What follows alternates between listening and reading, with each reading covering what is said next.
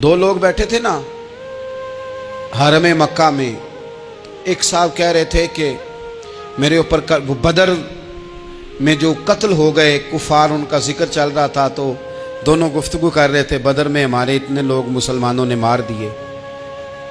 تو ایک ان میں کہنے لگے کہ اگر میرے اوپر قرض نہ ہوتا اور میرے چھوٹے چھوٹے بچے نہ ہوتے تو میں تو تلوار لے کے جاتا اور مدینہ شریف جا کے معاذ اللہ بدلہ لے آتا. دوسرا کہنے لگا میں دیتا ہوں نا تیرے بچوں کا خرچہ بھی اور میں تیرا قرضہ بھی اتارتا ہوں، تو جا. اس نے کہا پکی بات ہے؟ کہا ہاں، قرضہ بھی میں اتار دوں گا، تیرے بچوں کا خرچ بھی اٹھاؤں گا، تو جا. اس نے خنجر تیار کیا، تلوار تیار کی، گھوڑے پہ بیٹھا، گلے میں وہ تلوار اس نے اپنے ڈالی اور مدینہ شریف آ گیا. اتفاق کی بات یہ کہ ملاقات حضرت عمر سے ہوئی. جناب عمر کہنے لگے مجھے تیری نیت ٹھیک نہیں لگتی. پکڑا کدھر آئے ہو؟ کہنے لگا میں تو بدر کے قیدیوں کے بارے میں بات کرنے آیا. فرمایا تلوار لے کے چل تجھے حضور کے پاس لے کے جاتا ہوں. نبی کریم کی بارگاہ میں لے گئے تو حضور فرمانے لگے کیسے آئے ہو؟ کیسے آنا ہوا؟ کہنے لگے جی میں تو بدر کے جو قیدی آپ کے پاس ہیں ان کی بات کرنے آیا تھا. تو حضور فرمانے لگے چل پھر باقی کی میں سناؤں. خیال آیا مسلمان نیک و بد پہچان جاتے ہیں، محمد آدمی کے دل کی باتیں جان جاتے ہیں صلی اللہ تعالی علیہ وسلم. فرمایا میں سناؤں؟ حضور کیا؟ فرمایا تم اور فلاں بن فلاں وہاں بیٹھے ہوئے تھے نا حرم مکہ میں فلاں پہاڑ کے ساتھ ٹیک لگا کے، اور تم نے یہ کہا تھا نا کہ قرضہ نہ ہوتا، بچے چھوٹے نہ ہوتے تو بدر کے مقتولین کا میں بدلہ لیتا. یہ سارا کچھ طے کر کے پھر آئے ہو تلوار لے کے، اور یہاں کہتے ہو میں قیدیوں کے بارے میں بات کرنے آیا تھا. اس کے تو پسینے چھوٹ گئے، وہ تو بے حال ہو گیا. اس نے کہا اس کا تو سوائے اس کے اور میرے کسی کو نہیں پتا، اور اگر آپ کو پتا چل گیا ہے تو پھر آپ اللہ کے سچے رسول ہیں. تو حضور اگر آپ کو پتا چل گیا ہے کہ میں قتل کرنے کے ارادے سے آیا ہوں، میں معاذ اللہ بدلہ لینے آیا ہوں، اللہ کرے آپ کو سمجھ آئے میری بات کی. یعنی ایک تو یہ ہے کہ بندہ وہ پکڑا گیا ہے، اور ایک یہ کہ کسی کو پتا چل گیا ہے کہ یہ اس کام آیا ہے. پھر لوگ جب معافی دیتے ہیں تو بڑی کہانیاں سنا کے دیتے ہیں، ایسے نہیں دیتے. حضور اب آپ کو پتا چل گیا ہے تو کیا کریں گے؟ تو حضور فرمانے لگے تو بتانا تیرے ساتھ کیا کریں. اس نے کہا کہ میں نے سنا ہے آپ معاف بڑا کر دیتے ہیں. یعنی یہ گھر سے کو پیار کرنے نہیں آیا، پھولوں کا گلدستہ لے کے نہیں آیا، تلوار لے کے آیا، لیکن یہ میرے محبوب کا حوصلہ ہے. اور آیا بھی عین مسلمانوں کے بیچ ہے، جو چاہیں اس کے ساتھ کر سکتے ہیں. اس نے کہا معاف کر دیں، تو حضور نے فرمایا جا میں نے معاف کیا. حضور نے معاف کیا. وہ کہتا حضور معاف کر رہے تھے اور رب میرے دل میں ایمان کو تازگی عطا فرما رہا تھا. حضور نے معاف کیا اور میں نے کلمہ پڑھنا شروع کر دیا. ہم معافی نہیں دیتے، کبھی کبھی صلح تو کر لیتے ہیں، صلح ہو جاتی ہے. پنچایت میں صلح ہو گئی، پھر لڑائی ہوئی، پھر بات شروع سے شروع ہو گئی کیونکہ ہم نے معافی، پھر وہ بات شروع ہو گئی 1955 سے. تو وہ بھی آکھیا سی، تو اے بھی کیتا سی، وہ بننے والی گل یاد ہی او بس کر یار، کچھ بھولیں بھی تو. بچے پتہ کیوں خوش رہتے ہیں؟ آپ کو پتہ ہے بچے کیوں خوش رہتے ہیں؟ بچوں کو بات بھول جاتی ہے. اس لیے بچے، اماں نے ادھر 2 تھپڑ مارے 3-4 منٹ پہلے، اور اگلے 5 منٹ میں اماں نے پھر ماتھے کا بوسہ لیا تو بھول گئی بات. اللہ کرے کوئی تھوڑے تھوڑے بچے بھی بن جائیں. یہ جو بہتے سیانے ہیں نا، ان کا بھی اللہ ہی حافظ ہے. عقل زیادہ آ گئی ہے نا. اس لیے اقبال جیسے لوگوں نے کہا تھا خرد کی گتھیاں سلجھا چکا ہوں، یا رب مجھے صاحب جنوں کر دے، صاحب جنوں کر دے، صاحب اللہ کوئی تھوڑا سا مجھے مجنون بھی بنا. یہ زیادہ عقل تو کسی کام کی رہی نہیں، پاگل کر دی، پاگل کر دی. بہت سارے لوگ ایسے زیادہ سمجھدار ہوتے ہیں، لہذا معافی دینے کو تیار ہے. معافی دیں. جب کوئی معافی کا مطالبہ کرے تو اسے معافی. سب سے مشکل کام ہوتا ہے لمبی لسٹ والے دشمن کو معاف کرنا. لسٹ جس کی لمبی ہو نا غلطیوں کی، ایک آدھ غلطی تو معافی ہو جاتی ہے. کچھ لوگوں کی لسٹ بھی بڑے، کچھ عادی مجرم بھی ہوتے ہیں، لسٹ لمبی ہوتی ہے، ان کو معافی دینا بھی تھوڑا سا مشکل ہوتا ہے. لیکن کمال بھی یہ ہے کہ جس کی لسٹ لمبی ہو اسے یک جنبش قلم بندہ معاف کر دے. کو छुट्टी हो गई, जा तुझे माफ़ किया। और ये हमें क्यों करना चाहिए कि मेरा रब भी ऐसे करता है, मेरा रब भी ऐसे, वो गिनवाता तो नहीं ना, ये भी किया, ये भी किया, ये भी किया। हुजूर फरमाते हैं, ज़रा सुनना हदीस, हुजूर फरमाते हैं कुछ लोगों पे अल्लाह करम की चादर डाल के ना क़यामत वाले दिन, यहाँ भी उसने पर्दा रखा था तो वहाँ भी करम की चादर उन पे डलेगी। तो अल्लाह फरमाएगा ये गुनाह किए, तो छोटे छोटे गुनाह उसके गिनवाए जाएंगे। ये वर्त अब वो डरेगा, चूँकि पता तो सारा है ना सरदार नो कीतियां दा, अब वो डरेगा, छोटे छोटे गुनाह उसके गिन, तो उसका ख्याल है बड़े बड़े भी ना सामने आ जाए, छोटी छोटी गलतियां उसकी गिनवाई जा रही हैं, जो डर रहा है, कांप रहा है। कुर्बान जाए नबी पाक के लफ्ज़ों पे।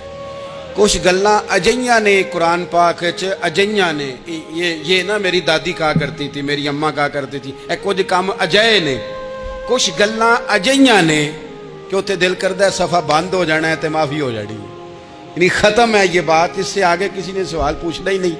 छोटे छोटे गुनाहों का अल्लाह तज़किरा फरमाए, ये किया, ये किया, ये किया, या अल्लाह हो गया। अब बंदा डर रहा है कि बड़े बड़े भी सामने आ जाएंगे, लेकिन छोटे गुनाहों पे ही फुल स्टॉप लगा के ना, तो रब फरमाएगा ये जो तेरे गुनाह है ना, इसके बदले तुझे नेकियां दी जा रही हैं। तूने सच्ची तौबा की थी तो इन गुनाहों को बदल के नेकियां बनाया जा रही हैं।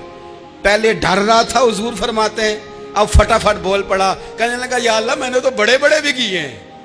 यानी अगर छोटों की नेकियां बन गई है तो वो पाप किधर है, बड़े बड़े वो मेरे किधर हैं। करीम ये बात कर रहे हैं और सहाबा रो रहे हैं, मैंने तो बड़े बड़े भी किए हैं, बड़े बड़े किधर हैं।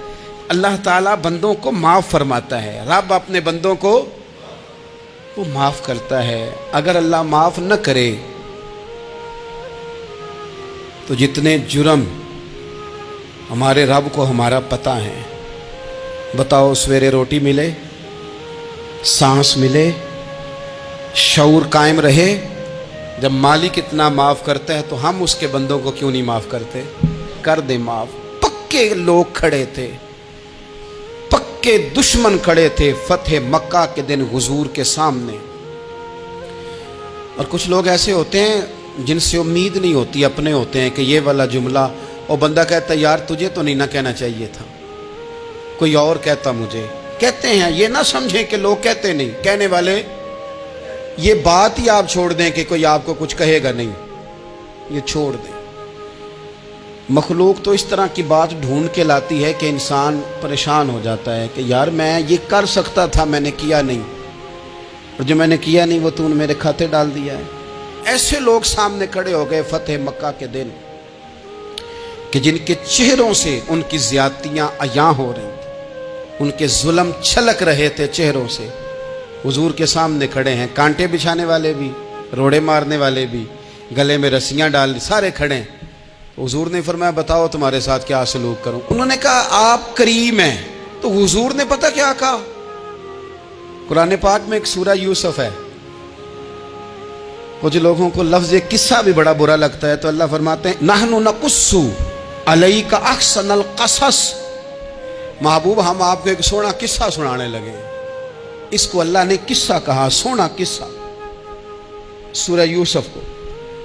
तो सूरह यूसुफ क्या है भला, जरा अंदाज देखिए सूरह यूसुफ का।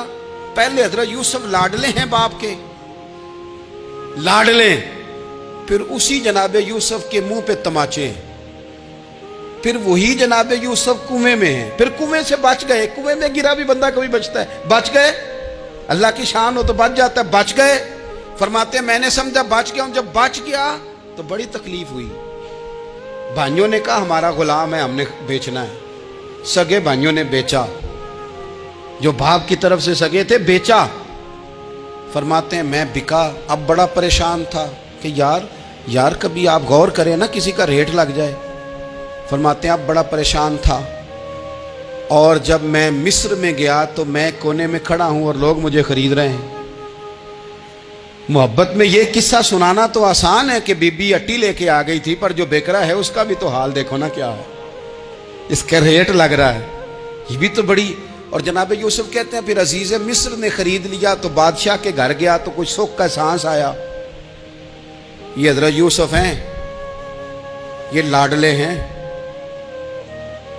فرماتے ہیں سکھ کا سانس لیا ہی تھا کہ جناب زلیخا نے الزام لگایا،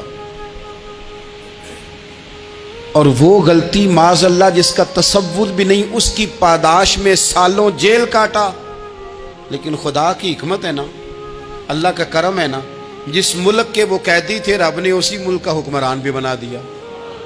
یہ اللہ کی حکمت ہے نا، تقاضے ہیں نا۔ صبح کے تخت نشین شام کے مجرم ٹھہرے، ہم نے پل بھر میں نصیبوں کو بدلتے دیکھا۔ وہ جو چاہے جب چاہے کر دے۔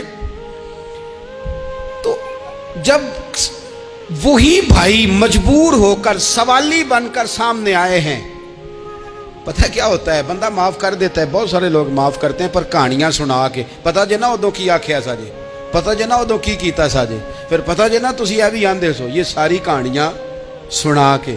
لیکن حضرت یوسف کے سامنے کھڑے ہو گئے، جناب یوسف نے بات چھیڑی کوئی نہیں، فرمایا تم سے بات ہی کوئی کرنی، جاؤ تمہیں سارا کچھ معاف کیا۔ اب جب یہ لوگ مکے والے حضور کے سامنے کھڑے، اس طرح معافی دینی چاہیے۔ یہ جب سامنے کھڑے ہوئے تو حضور نے فرمایا پتہ ہے تمہارے ساتھ کیا سلوک کرنے والا ہوں؟ کہا حضور نہیں، فرمایا وہی جو جناب یوسف نے بھائیوں کے ساتھ کیا تھا، پچھلا صفحہ پلٹنا ہی کوئی نہیں، جاؤ تمہیں معاف کیا، جاؤ تمہیں معاف کیا، جاؤ تمہیں معاف کیا۔ اور صرف معاف نہیں کیا، ساتھ عزت بھی دی۔ سب سے زیادہ مقابلے تو حضرت ابو سفیان نے کیے تھے نا، آخر تک وہ آئے تھے، آج وہ کلمہ پڑھ رہے ہیں، سردار ہیں، کلمہ پڑھ رہے ہیں، تو نبی پاک نے صرف معافی نہیں دی، عزت بھی دی۔ فرمایا جناب ابو سفیان چونکہ اب مسلمان ہو گئے ہیں، میں سب کو معاف کرتا ہوں، جو اپنا اندر سے دروازہ بند کر لے اسے بھی معاف کرتا ہوں، اور جو ابو سفیان کی حویلی میں آ جائے اسے بھی معاف کر دوں گا۔ تو ابو سفیان وہ کہتے ہیں میں حیران ہی ہو گیا کہ اتنی بڑی بات، معافی بھی دی اور ساتھ عزت بھی دی۔ تو آج جو سبق آپ کی خدمت میں نے عرض کیا ہے، اس کو آپ امید ہے یاد رکھیں گے۔ ایک تو یہ کہ معافی مانگ لیں، اگر کسی جگہ ہمارا معافی مانگنا اگر ہم سمجھتے ہیں، ہمارا دل ضمیر گواہی دیتا ہے کہ مجھے معافی مانگنی چاہیے تو معافی مانگیں۔ اور دوسرا پھر معافی دیں بھی، اور معافی دیں، سیاسی صلح نہ کریں، معافی دیں تو پھر واقعی دیں، دل سے دیں۔ اور آخری بات یہ کہ جس طرح ہم نے لوگوں سے معافی لینی ہے اور معافی دینی ہے، اسی طرح جہاں ہم سے شرعی قباحتیں ہوئی ہیں، اخلاقی کمزوریاں ہوئی ہیں، ایک بات تو اچھی طرح سمجھ لیں کہ نفل پڑھنے سے حقوق العباد نہیں معاف ہوتے، وہ بندے سے معافی مانگنے سے ہی ہوتے۔ ساری رات کو بندہ تسبیح پڑھے اور کہے کہ میں نے اماں کی نافرمانی کیا تو معافی ہو جائے گی، نہیں، وہ اماں ہی معاف کرے گی تو معافی ہوگی، وہ ابا ہی معاف کرے گا تو پھر ہی معافی ہوگی۔ تو جو جہاں شریعت کی مخالفت کی ہے وہاں بھی معافی مانگیں، اللہ کے حضور گڑ گڑائیں، توبہ کریں، اور توبہ بدل جانے والی کریں، تبدیل ہو جانے والی توبہ کریں۔ معافی مانگ بھی لیں، معافی دے بھی دیں، اور آپ سے یہ بھی گزارش کروں گا کہ جہاں اللہ رسول کی ہم سے نافرمانی ہوئی ہے وہاں تنہائی میں 2 نفل پڑھ کے، تنہائی میں اللہ تعالیٰ سے بھی معافی کے خواستگار ہوں۔ یاد رکھیں جب اس کی خفیہ تدبیر آ گئی تو پھر معافی کا وقت ہو سکتا ہے خدا نہ کرے ہمیں نہ مل سکے، تو اب وقت ہے، خوب استغفار کریں، خوب معافی مانگیں۔